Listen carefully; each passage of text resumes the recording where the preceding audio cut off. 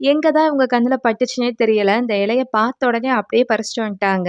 இது வந்து இந்த செடிகளுக்கு இடையில, வேலி ஓரங்கள்லாம் வந்து கொடி மாரி படர்ந்து போகும். முசுமுசுக்க இலை அப்படி சொல்லுவாங்க. இந்த இலை வந்து ஒரு கீரை டைப் தான். நல்ல ஒரு ஹெர்பல் பிளான்ட். சளி, இருமலுக்குலாம் நல்லது. இந்த முசுமுசுக்க இலைய வச்சு கஷாயம், துவையல், ரசம் அந்த மாரிலாம் பண்ணுவாங்க. ஆனா நான் இன்னைக்கு தோசை மாரி தான் ஊத்தி குடுக்க போறேன். அதனால 1 டம்ளர் அளவுக்கு பச்சரிசிய வந்து ஒரு 2 மணி நேரம் ஊற போட்டு எடுத்து, அத வந்து மிக்ஸியில போட்டு ஒண்ணும் பாதியுமா கொஞ்சம் கொரகொரப்பா அரைச்சுட்டு, அதுக்கப்புறம் இந்த இலைய வந்து நல்லா வாஷ் பண்ணி போட்டுருக்கேன். இந்த இலை வந்து கையில தொட்டாலே லைட்டா ஒரு மாரி சொர சொரப்பா இருக்கிற மாரி தான் இருக்கும். நல்லா 2, 3 முறை கழுவிட்டு இந்த இலைய போட்டுக்கணும்.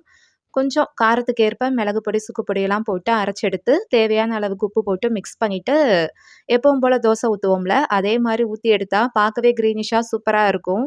பட் இது என்னோட பிரெக்னன்சி டைம்னால இந்த இலை சாப்பிடுறது சேஃபா இல்லையான்னு எனக்கு தெரியல. டாக்டர் அட்வைஸ் இல்லாம நான் எதுவுமே எடுத்துக்கல.